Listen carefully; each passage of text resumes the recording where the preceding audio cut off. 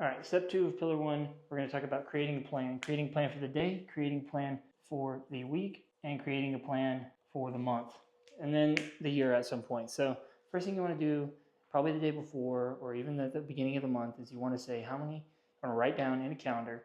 And if you're part of the coaching program already, you'll have access to my Excel sheet where you can keep track of your hours. If you don't want to use an Excel sheet, we'll set up a Google Docs for you where you can write down all of your hours and keep track of them for the month.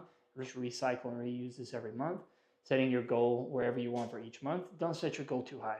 Like if you're averaging 10 to 12 hours a day now, let's move that up to maybe like 13, 14, and if you want to stretch, let's put it to 15, but let's not shoot for something unreasonable like 20. It's just not realistic. So we're going to write a goal. So create a plan. Let's say you're doing 8 to 10 hours. We want to do 12 hours per day.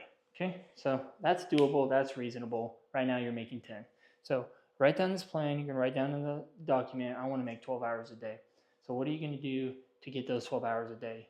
This is where strategy comes in a little into place. Yes, you can grab each ticket every day super fast, stay late, come in early to get that next ticket, but you also want to be able to plan some of that work for the next day.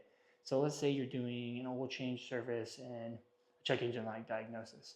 So let's get the car in, we're checking the oil, we're doing a diagnosis, we're sending our quotes, we're putting that car aside. Then we're grabbing the next ticket. We're getting that car in, we're doing the same thing. You're sending those quotes, you're getting the car out. If those quotes aren't approved while the car's in, get the car out. Don't waste your time, don't waste your bait, get more cars in. Because that first day when you're planning all that, let's say those approvals get set for later or those approvals get set for tomorrow. Well, you can potentially grab a new ticket while those approvals are getting set. And then you have more work for tomorrow, you have more work for the next day. Whenever those approvals are there, you're going to roll that work into every day. So creating your plan for the day. I want to make 12 hours a day. That's 60 hours a week or 72 if you're working 6 days a week.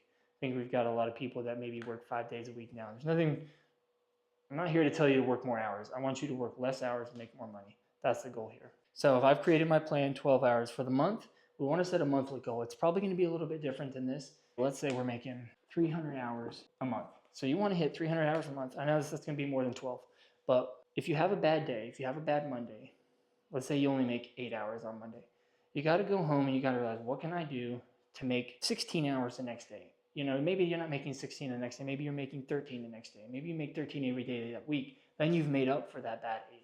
But you got to go home and you got to have the best positive attitude possible. If you're always being negative and you're always being down in the dumps, you're never going to have a good day because you're always worried. Yeah, I get it slow.